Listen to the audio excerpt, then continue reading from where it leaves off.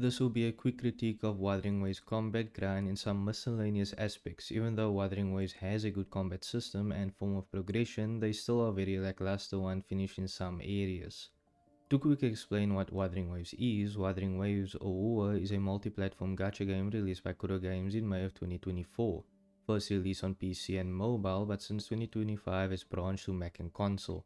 Rover will be mentioned numerous times and is simply the main character of the game. Assuming this video comes out on time, it will be version 2.2, but knowing me, it will probably be 2.3. Wuthering Waves combat system is not the toughest to understand or grasp. We are given a basic attack, a heavy attack, a plunge, a dash which can be used as a dodge during combat, a skill which has a cooldown, and an ultimate which requires energy to be used and has a cooldown as well. We also have something called an echo. This is a key that can be pressed to either turn into an echo or summon it. An echo can buff, deal damage, heal, etc. Concerto is a bar next to your HP which when filled can make the characters carry out what is called an outro and intro skill. Outros is caused by the character which has been swapped and the intro caused by the one which has been swapped too. Outros can be buffs, DPS, healing, etc. but intros as of now is only DPS skills. The main component also of this game is the forte, which differentiates characters from each other and is a bar which can be found at the bottom of the screen.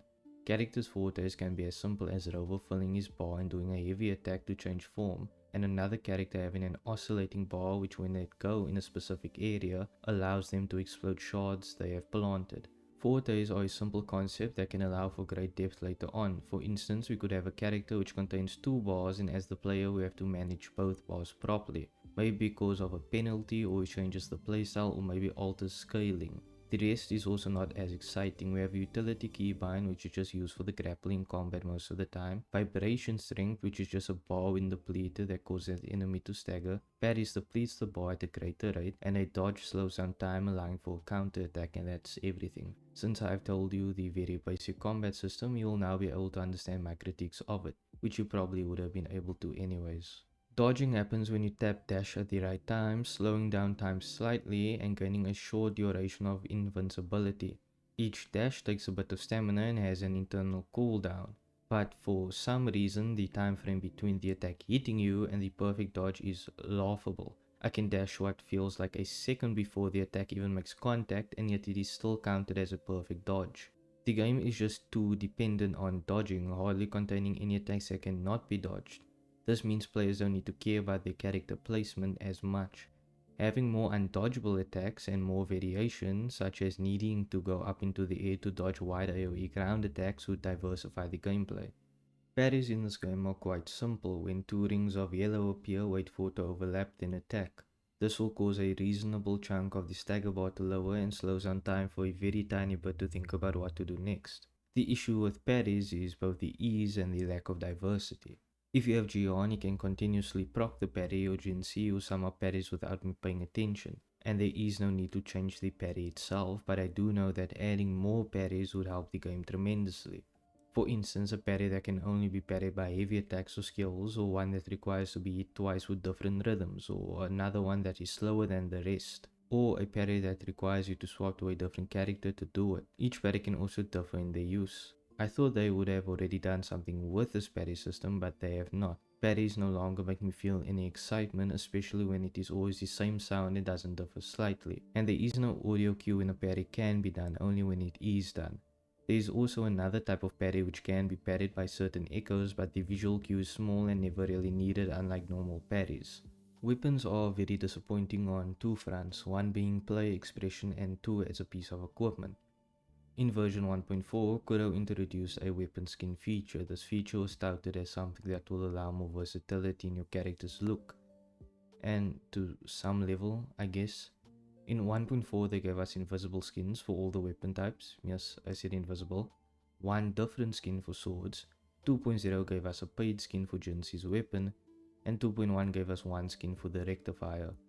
So there have been 3 versions since 1.4, more than 5 months, and we have only gotten one free and one paid one since then, for 5 weapon types.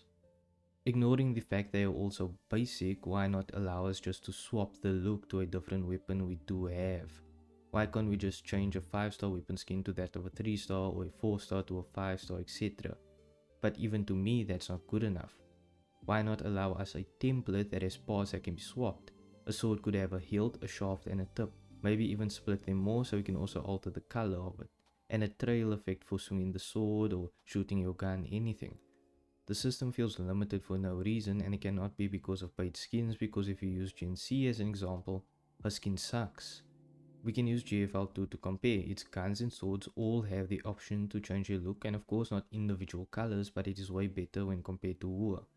And guess what? They allow you to change the weapon's appearance to another that you own. No hassle. How do you differentiate player 1 and player 2 if they use the same character and sword? And what if they both dislike, the only two options of the sword, which is a pink cat one and an invisible sword? Even if you assume they only add 3 attachments, in this case only for visual purposes, to a sword for each changeable component, and let's say there are only 3 changeable components, that gives us give or take about 75 combinations. So by only allowing 3 components of a weapon to be changed, and all only having 3 attachments for all weapon types, you will only need to make 45 total attachments to have about 375 combinations for all weapon types. That is 8.3 times more than 45. Kuro has been talking about allowing more freedom, and yet they ignore something that can easily improve it. But customization is not where my critiques stop. Weapons as a whole suck. They offer nothing to the gameplay besides being a stat stick. Weapons have something called an effect or attribute, but these effects mean nothing. Every single one boils down to do this thing you will always do to get this buff. There is not a single weapon that feels unique. Even the one that increases heavy attack based on your health is more of a gimmick weapon, and is still outshined by the 5 stars. All the 1 to 2 star weapons are worthless, all the 3 star weapons are ignored, and all the 4 star weapons are only used once in a blue moon if you don't have a 5 star equivalent. I could hardly care for what's better than what. The issue is that you are pulling for something that yes is 100% guaranteed, but then I expect it to be at least worth half a character. But no, what I get is a weapon that is not unique to the others besides stats. There is no weapon that uses rhythm, there is no weapon that can be used for something like movement. There is no weapon that relates to forte, there is no weapon that can deal more damage of a certain type when hitting multiple or singular enemies. There is no weapon that nudges to the mechanic of parrying or staggering, and that's only related to swords. What about the rest? Weapons just suck, and even their designs are boring besides Cantarella's. Before her, they all fit the same mesh, confined to a style. So a sword will always just be a sword and not something like a branch or a dagger. Always a sword. Then how do they feel in gameplay? Well, like I already said, it changes nothing. The only difference is the numbers in the background, that's all. But there is something better. Elements, a simple thing that could also be used for more complex systems. Now let me explain how Wuthering Waves works, since it is the greatest one I have ever seen. Now, this may be difficult to follow, but listen carefully. This is probably the building blocks of the entire gameplay loop and why everyone enjoys it. So let me begin. Enemies can resist elements.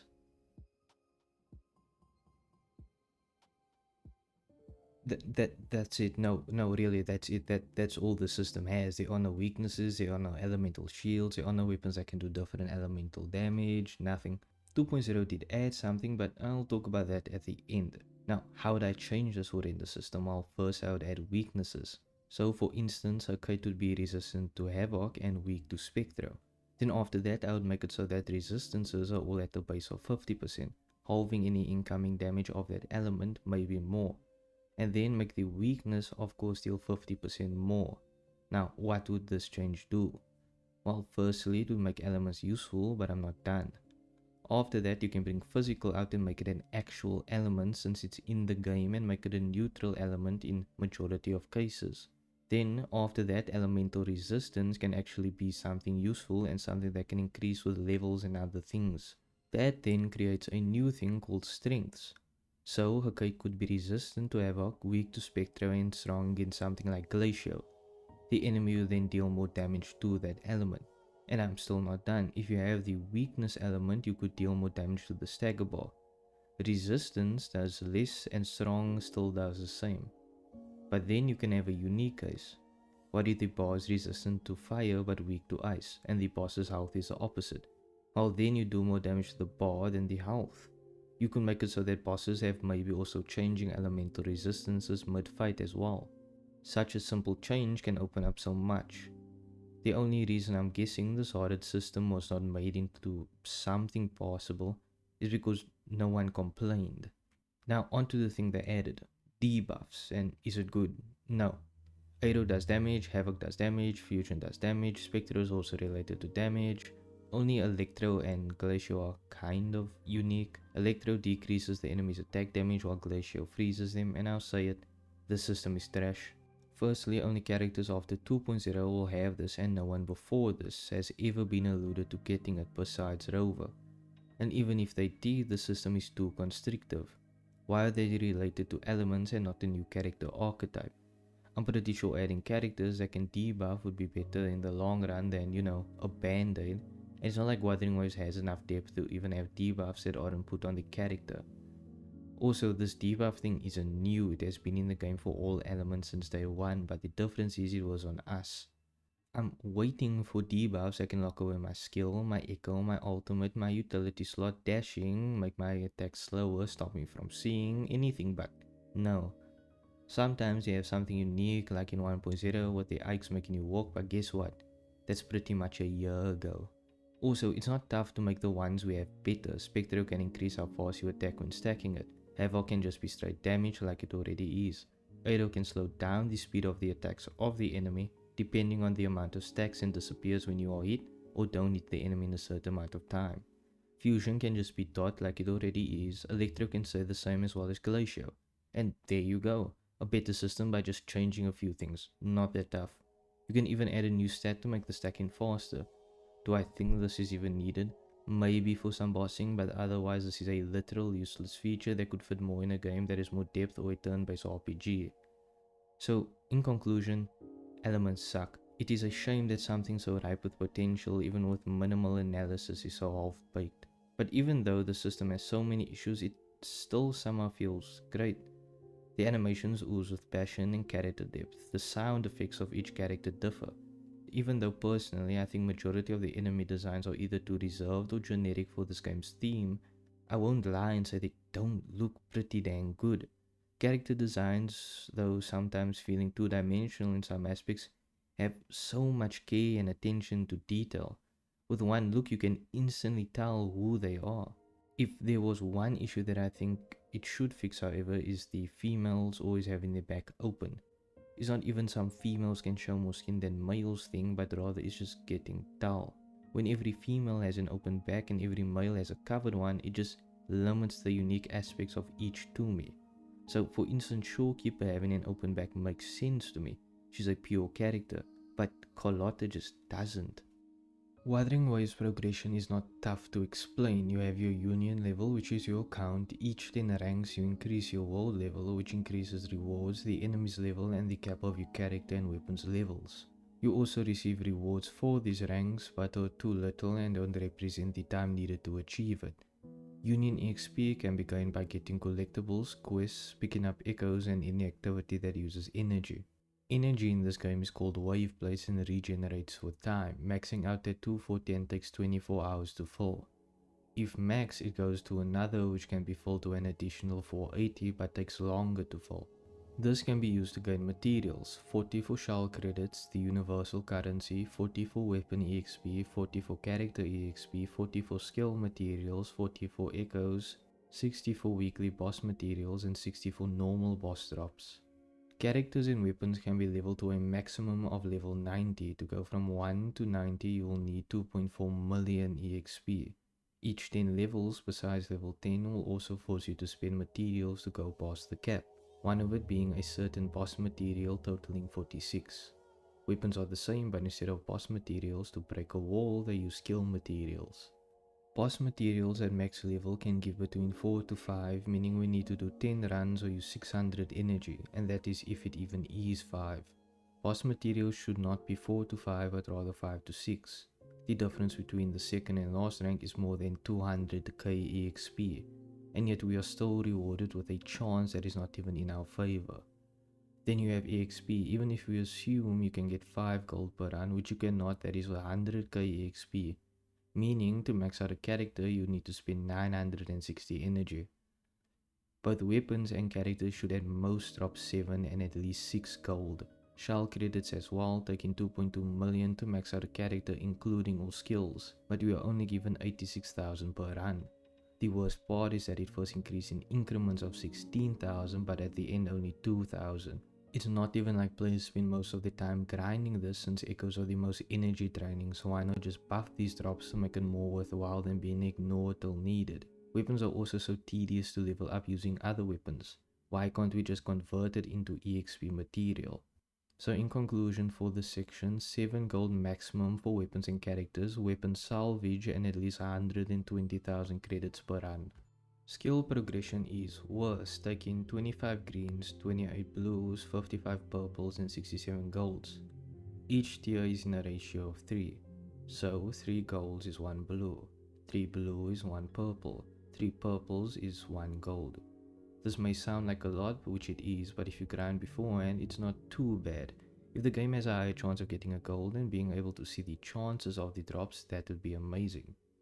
The issue is rather the weekly boss materials, needing 26 of a weekly boss's materials. You can only do 3 runs a week, which drops only 3 at max rank, meaning it would take 3 weeks to max a singular character. Why does this exist? I do not know. Why not just make it cost 120 or even 180 instead of making it a limited thing? Not only that, but there is no way to convert other weekly materials or normal boss materials into others, or something like a 1 to 2 ratio like the other materials. An example would be me farming Cantarella. I assumed she would use a Kate's material, so I farmed 34, but it's not wasting since I can't farm a material that is not out yet. So I'm sitting with 34 that can't just be converted into like 17 of the other material. So in conclusion for this section, increase gold drop rate, show the chances, add more synthesis options and change the weekly system to an infinitely grindable activity. Echoes, the system that contains the most issues and has had them since day one. Echoes you can think of as equipment containing a main stat, a constant second stat and other stats that you must roll for. This form of progression can be divided into 3 distinct parts: world, tacit discords and rolling. I think it's easier to begin with the world. This includes overworld grinding, the databank, sets and a bit of QRL. In Wuthering Waves you can kill tacit discords and have a chance to get an echo drop from them. If you are grinding a boss that drops 1, for the first 15 times you'll be guaranteed an echo. Afterwards it will take 2 kills to get 1, which is actually amazing. Echoes are divided into 3 groups: 1, 3 and 4 costs. The number represents how much they cost in your slots, with a maximum of 12 costs and 5 slots. The number also represents the class. 1 is common and has less main stats to get, being attack, defense, HP. 3 is elite class and has the most, being attack, defense, HP, energy regen and every elemental bonus. 4 costs are all the bosses and have a pretty good amount, only having attack, defense, HP, healing bonus and crit rate, crit damage. Honestly, I think healing bonus as a stat is useless and could be replaced by resistance in the future. Killing TDs in the overworld is not fun, which is fine, and I think that is my personal issue after doing it so much in the beginning, but it is a good way to get 1 cost echoes. Bosses are different. They are generous in the drop rate, but there are 2 issues. 1. Their respawn is too long, and for weekly bosses if you want to kill 1 boss and then go back so you are guaranteed an echo, it takes long because of fast travel and menus. The respawn I think is easy enough to fix and can be 5 seconds. For weeklies, just have something you can interact with inside the arena to spawn them again, or keybind. The second issue is that they don't have mob drops like the other enemies. I would really like to see at least 1 blue to drop per kill with maybe a 5% chance for a purple. We also have shinies, which the developers have given up on since it was poorly implemented. At launch they told us there will be shinies and it sounded like a cool in-game grind, but what we got was select areas that had a high chance to have them. So on my second day I had 2. It wasn't fun, and instead of implementing it properly they either gave it through the store for certain game modes or just have an area that has the enemy that drops the skin. Kuro should add this back and properly implement it, make it so that you can't see if it is a shiny unless you catch it, and make bosses also able to have a shiny variant. Now when I say shinies, I do not mean it's shiny or looks a bit cooler. I would like a completely different design. Maybe 1 or 2 per patch. I think it would be greater, make it have a 1% chance to drop, and you could make those design revamps exclusive to bosses, while the generic mobs get the palette swap. Even if nothing I say in this video causes a change, at least add this to give us something to grind. The databank is another thing. Here there are only 2 things of importance: databank merge and the databank level. Databank merge is just the option to merge 5 echoes to get 1 random echo. Nothing complicated. But I have another feature that could make this a better system. For every 15 echoes of the same set and cost when merging, you can select the main stat, which in this case is fine since this game system works differently. So if you are very unlucky and get no fire damage bonus on 15 of your cost 3 fusion set echoes, you can get 1 with a chance of 2. And if you want for some reason a row bonus on it, you can do it. Nothing complicated. Now for the levels of the databank. The level can be increased by catching different echoes at different tiers. This is the most disappointing for me. Since 1.1 there has been no substantial change. Since 1.1 we have gained 4 more levels and yet the drop rate remains the same. The enhanced drop amount remains the same, and there is still no 6-star echo. I think the first 2 are obviously something everyone agrees on being buffed, but I'm certain 6-star echoes are not. A 6-star echo to me, if you don't want my insane answer, is a rarity that can only be dropped by bosses, with a beginning percentage of 3%, and once dropped permanently changes the rarity to 6 stars and increases the attributes by a small percentage. The main stat may be by 12% and crit damage 16%. This can also make the forecast have a higher level cap. Instead of 25, it is 30. Then that will mean an additional row lane, but unlike the others can roll one that has already appeared. This may be confusing as I have still not explained that portion of the echoes, but it will soon be easy to understand. And I don't really think this idea is something everyone would agree with, but I do not doubt it at all. I'd rather have an option to grind than another level that does nothing. I'm sure you can understand what a set is. It is just multiple echoes that are in the same set, which when equipped give a set effect. I've already explained how it works, but I'll repeat it again. There are 5 slots and it can have a maximum of 12 cost. Sets have 2 effects, one for 2 and another for 5. We can use Tie-Breaking Courage, Moonlit Clouds and Imperium Anthem. They all share the 2 set effect of 10% ER. This means that there is no difference in build when using the 2 set effect, and also doesn't match what the set wants to do. Tie-Breaking Courage, for instance, requires 250 ER for its full potential, yet does not give more ER in its 2 set. While Imperium Anthem, which does not rely as heavily, equals to both Moonlit Clouds and Tie-Breaking Courage, even though being more suited for swapping. So Imperium Anthem should have been Concerto Regen, Tidebreaker 20% ER and Moonlit is fine. It confuses me how they cannot understand how to make sets differ in the 2 sets.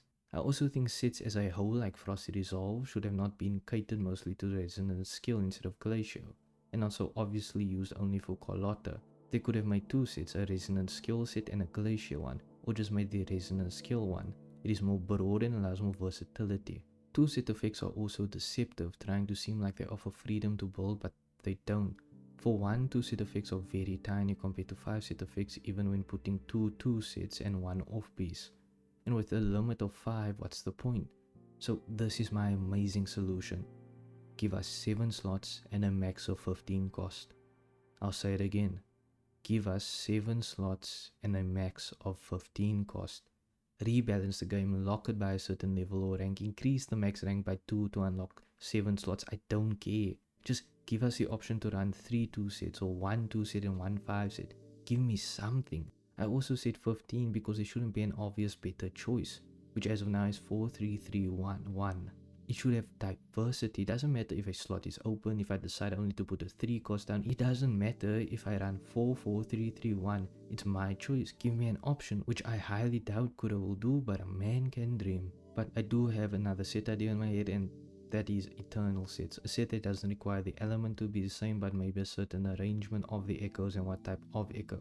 For instance, if your slots are filled with walls and are placed in a certain order, you gain faster movement and attack speed. Or if you have rock type echoes, it increases your defense. Or maybe if you have those elemental echoes like the floating prisms, depending which elemental one is first, it buffs that element.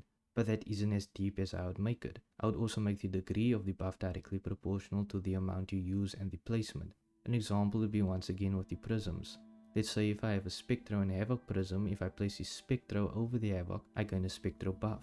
If I only use 2, I only gain a 20% increase, but if I use all 4 slots below my main slot, it slightly increases by 30% to slightly make up for not using 3 costs. Now if I put the Spectro in the main slot, I'll gain an additional 10. But what if instead I had a different echo in? While it changes nothing besides lowering the maximum potential we can have. In fact, you could just have one 3 cost which will buff it by an additional 30%. So you could focus more on elemental damage than other stats, like crit rate and damage, given through substats and 4 costs. So what is a useless echo can actually be used. I think the system should only be for 1 and 3 cost echoes, because nobody uses them in their main slot at all, and this could invigorate it. In fact, I think having 1 cost as a straight increase in stats, and 3 costs being more unique and buffs this 3 cost echo in maybe its attributes, cooldown, or how many activations is an amazing idea. Some internal sets that are very strong could also have drawbacks. If you say it will make characters too strong, then Kuro can just buff in-game or add more in-game. If you say it's too grindy, then you should agree with just adding more in-game. If you think the system couldn't have flexibility, that is just a lack of imagination. I would like to actually have a build when I say I built a character and did not just finish the character's necessary requirements to function. The echo quality of life right now is teetering on great, and I can easily throw out an idea to make it better. Implement an auto-roll, lock, trash, and data merge feature. I should have the option to set it up where if a set rolls a main stat,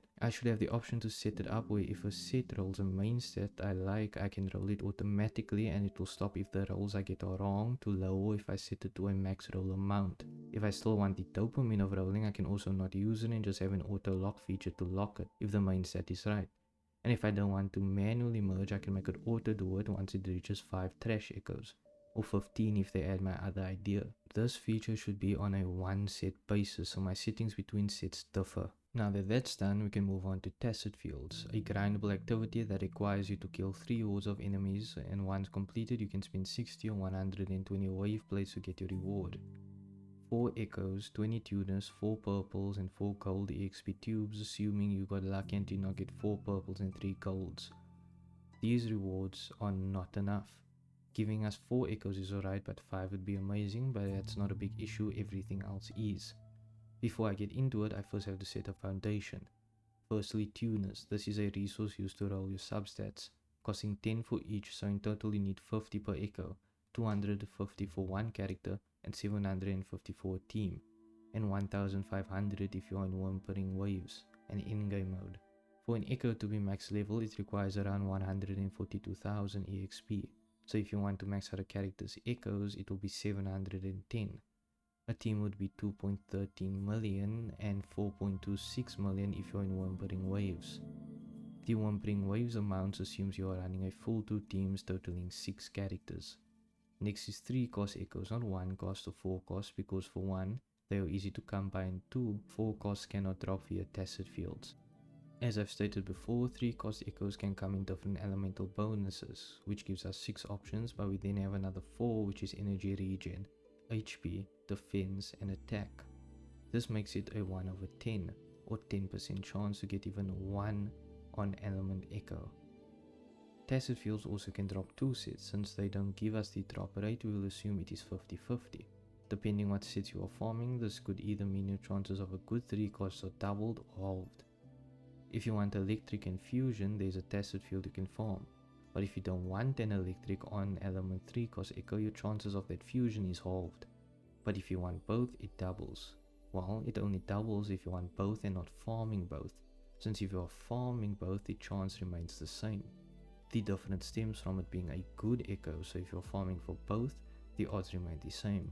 But if you are farming one but happy with the other, it doubles. It's all about perspective. 1 cost echoes also dilute the pool, since again Kuro refuses to give the rates. We will assume it's in your favor and all other aspects are not weighted. We will not assume a double or halving of the odds. So that is a 0.1 to get the element, and let's say 75% chance to get the slots to have a 3 cost. Since you have 4 slots, we multiply it by 4 and we get a 30% chance to get 1 on elemental echo. Mathematically, 120% if you do 4 runs. That's the warm-up. We still have to talk about the EXP and tuner issue. As I've said before, it will cost 710,000 EXP to max out one character's echoes. If we assume now this is a big assumption that they roll perfectly and will not need to leave the echo. The reason I am doing this is for one main reason. This game allows you to feed level echoes into others with diminishing results. The reason I am leaving this is because at the end you will be spending more than 710,000 and more than 50 tuners. But I do not know how long it would take you to get what you want, nor how far the general player base would take their echoes level. So once again, I am assuming the best possible rolls, which are highly unlikely, and the best possible EXP drop amount, 28,000. To fully build a character, not including level, skills, or their weapon, it would take 25 runs rounded down of a Tacet Field, meaning it would take 1,521 wave blades or 6 days worth of energy for one character. So if you won the lottery twice, you'll be getting a proper team in 18 days and an endgame team in 36. There are two arguments I can already put down. First being my own inventory. I have 892 golds, 348 purple, so my opinion should be that the system is great. But that is subjective and surface level. A closer look reveals an absurdly low amount, in fact so low you could barely finish up 2 teams if I was the luckiest person since the Big Bang, totaling 5.16 million, which if you have been following is utter trash. Not only that, but with the low amount of 3 cost echoes that are good, I am forced to not use it as it will just be a waste of resources. The second is events. Events give us rewards which are for both echoes, weapons and characters, and yes, weapons and characters I can understand, but I still find it evasive to the true issue. Echo EXP is different. For a patch to give a good amount, it will need to at least amount to 4 level 20 echoes, which is 316,000. Which we all know is not an amount we get from events, maybe around 100 to 200,000 range. Now, how would I fix the EXP issue? Well, I would just make the amount of echo tubes give equal to characters, 20,000 for gold, 5,000 for purple, etc. And it doesn't even need to destroy the grind, as to max a character with perfect luck is still a respectable 7 runs. That is nearly 2 days worth, which I think is a good amount. Then if events are still the same, maybe even a bit less generous, it'll be a perfect balance of grind and reward. Time to cover the last part, rolling. I already explained the tuners, so I won't repeat myself and just put a visual on screen. Echoes can have 5 substats, each slot unlocking per 5 levels, and you will not know what it is until 10 tuners are used. Substats cannot repeat, so if you roll crit rate at 6.3%, you will not see it again. I do not know if the different substats are weighted, but we know through data, and once again Kuro does not show the odds that the numerical values are weighted. Crit rate comes in 8, and here's a rough graph to show the distribution according to the wiki, increasing in value from the right to left. The lowest roll is 6.3 while the highest is 10.4%, so you have to win a 3.61% roll to get one substat that is 4.1% higher than the other. But it would be disingenuous to lie and say this is for all the substats. It is only for crit stats, and the rest have the highest probability in the middle. But according to the data, the distribution is worse. Instead of 3.61%, it is a 2.81% for the highest amount and 2.79% for the flat substats. However, the difference between the flat stats is even worse. 60 to 70, but the difference in percentage is 35.78% for only 10 points. So what is my fix? Well, it's quite simple. Instead of 20 tuners, give us 40 at max rank. Then also give us a reroll drop and not some trashy reroll from the battle pass. Make it a grindable resource. Now, how do you balance it? Well, make every echo have a max of 10 rerolls. The amount also increases the less slots you have tuned. So if you want to change the substat and there is only one, it will cost 5 of, let's say, scramblers, with a chance of appearing after rank 5, which is a 3 over 10, rank 6 a 4 over 10, and rank 7 a 5 over 10, and rank 8 a 8 over 10. The reason it is so high at max rank is because of the time invested to reach that point and the fact you must still proc a very low chance for 5 substats in a limited amount of attempts. But for every slot you unlock, the cost decreases by 1, because a reroll will reroll everything. But if you are happy with everything but one stat, you can choose to lock the others. But each one will cost 1, and the roll price will also increase by 1 per lock. If you want to unlock it, you'll also have to give 1. If the system was implemented at the cost of it also being put in the store, I wouldn't care. Everyone is a victim of RNG, and I don't care if a player-friendly system is monetized if it remains player-friendly. Also remember that 6-star Echo idea, while that subset is one that cannot be rerolled at all and doesn't affect the reroll cost, and that's about it, well, for the grind anyway. Wuthering Waves Gacha System is okay. It's not the best or the worst. It's not as good as Black Beacons, but not as bad as Honkai or Genshin, but there are a few things that I would do to change it. First, the putty system. In Wuthering Waves, soft putty starts at 69 and ends at 80. Putty is a system which increases the odds of getting a 5-star. I think it should be obvious what the issue is. The soft putty is too high. The difference between hard and soft is 11 pulls. 11. So you must have at least 70 pulls to have a chance at anything.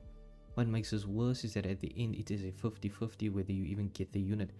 But oh, thank the heavens, I'm guaranteed next time. Let me just scrape my balls across sandpaper to get my astrite to pull. 40 pulls is where putty should start. There's quite literally no other conversation to be had. Maybe 50, but anything above that, no. Weapons, on the other hand, are a bit better. Having 100% chance to be the weapon, but the putty still the same. So what would I do? Make putty start at 30 and keep hard putty at 80. It doesn't make sense to even have the weapon have the same putty as the characters. One gives more than 10 times what the other does. If the gacha for this change, I would be fine with how weapons are now. And don't tell me about sharing weapons and endgame. Not anymore. Wuthering Waves changed that, and even if not still applicable, it doesn't excuse the system. Not only that, but a limited and standard 4-star selection. I am getting sick and tired of waiting for a feature that was in the other game. Not only that, but what about standard banner targeting? Or I know limited characters are being added even though they are nearly a year old.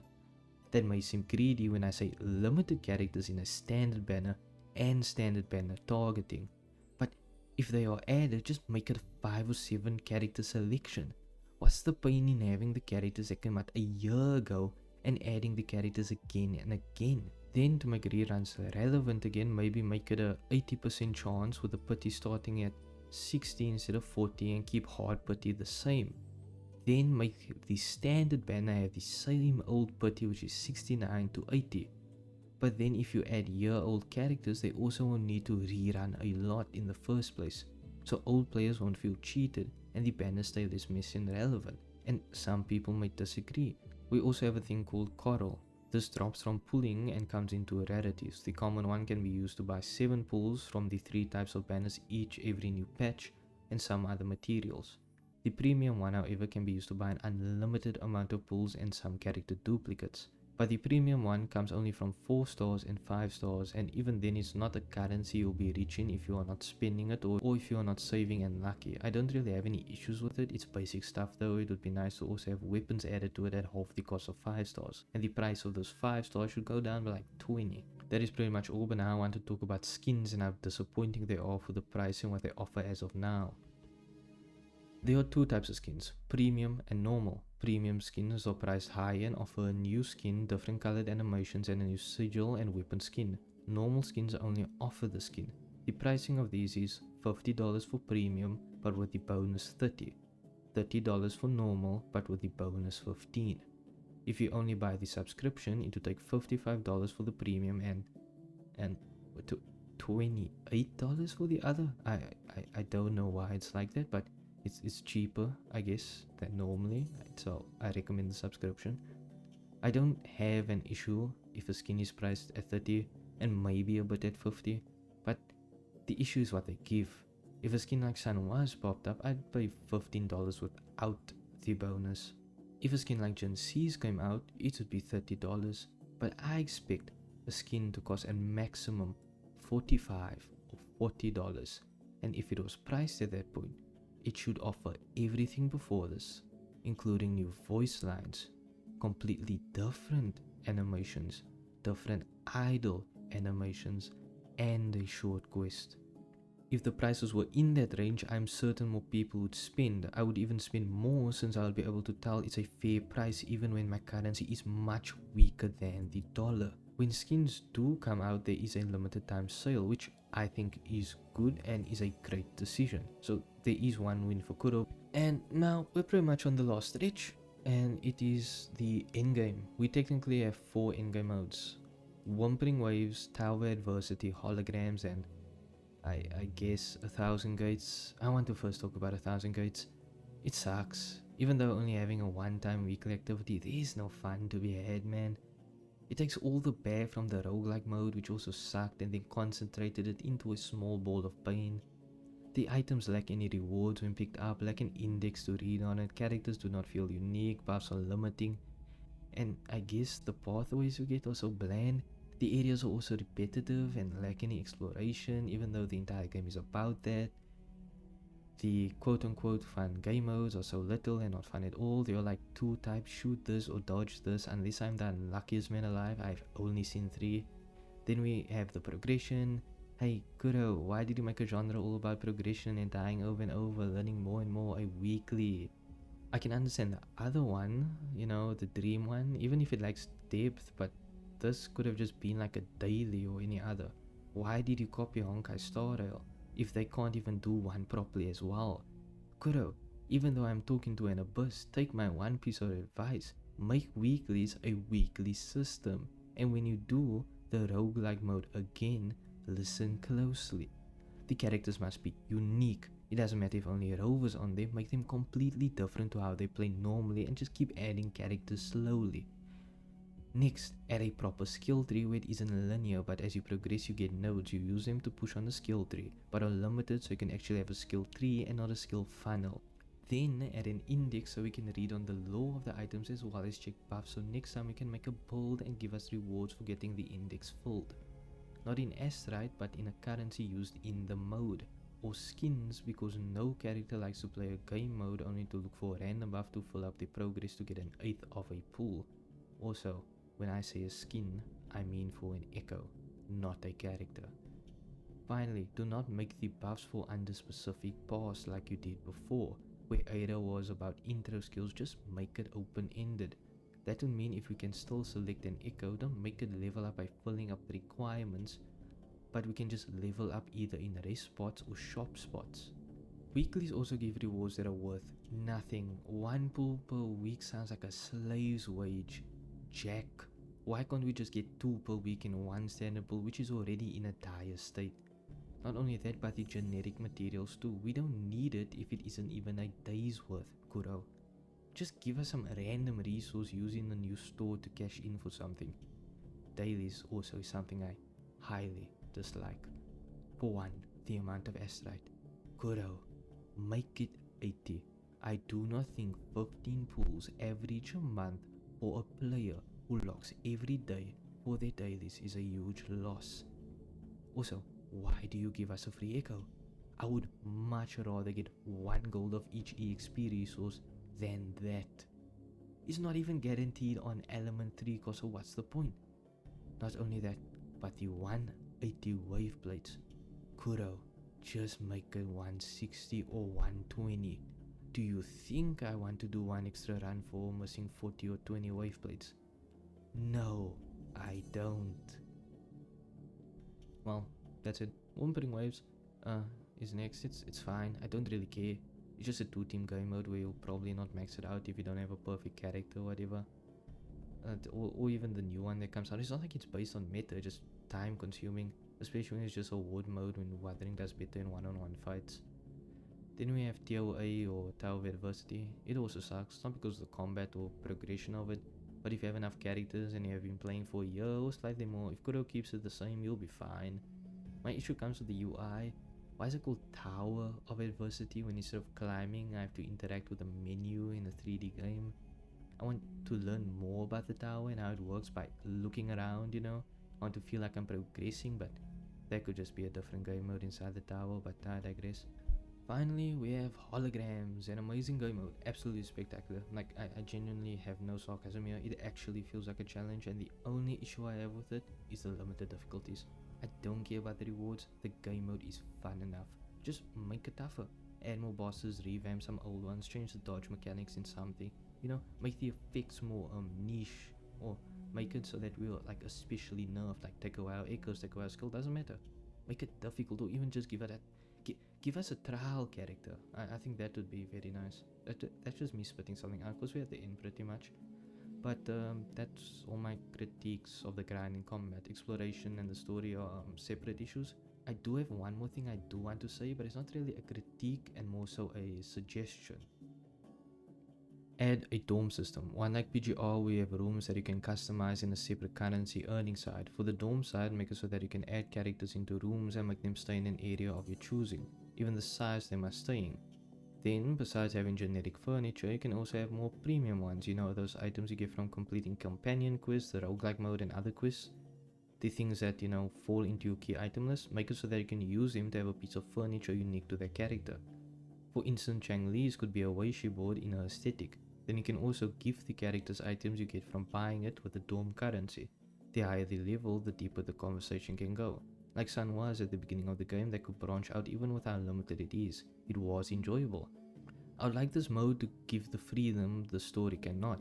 They may ask a lot of more in-depth questions about her family, their lineage, and their influence, her relationships, and, you know, just like the other idea I gave, characters could be slowly added.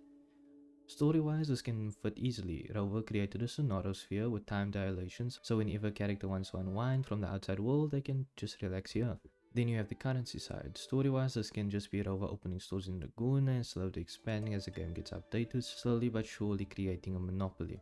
The stores can range in function world-wise, but system-wise remains the same. You can have captured echoes put near the store and have them handle tasks. Have a 7-day schedule and decide shifts. Some tasks need certain personality types and body traits, which can be indicated below the echoes you have. To limit the grind, 1 cost will be constant depending on the type, and 3 costs will be randomized, and 4 costs obviously cannot be used. This will make it so that you have 3 choices with an echo. 1 is to trash it for normal data merge, 2 is to keep it for that 15 data merge, or use it for tasks. 3 costs will be better at the job overall, and some tasks will require certain echoes, always being a choice between a 1 cost and a 3 cost, just so that you can't put a car echo into a jewelry store or something. The store should also have some interactivity like the dome, but here you will just upgrade whatever there is, offering a new visual tier for each item. Then you have your stock you're going to sell, which can just be bought with the currency or shell credits. This currency can then be used in the store. Besides buying furniture, I can imagine other stuff. Attachments, trails, maybe 1 character skin that is given every 6 months, 1 standard character, not including any limited ones if added per year, gold skins, gold backgrounds, sigils and color accents for menus, development materials and astri that reset per patch, and finally weapon skins if you have done the companion quest. Again, I can take Chang-Li for example. If you have a feather still from the quest, you can not only use it for furniture but also a weapon skin that is just a signature weapon. But unlike that weapon, it comes with unique attachments as well. This can also be something that is slowly added upon. Do I think any of what I've said in this video will happen? Maybe 1. If you listen to the end in normal or double speed, thanks. I appreciate you listening to my random critiques and 1 stupid dormitory feature. In conclusion, Wu's gameplay loop is a 6 out of 10, barely above average, and that's all I wrote.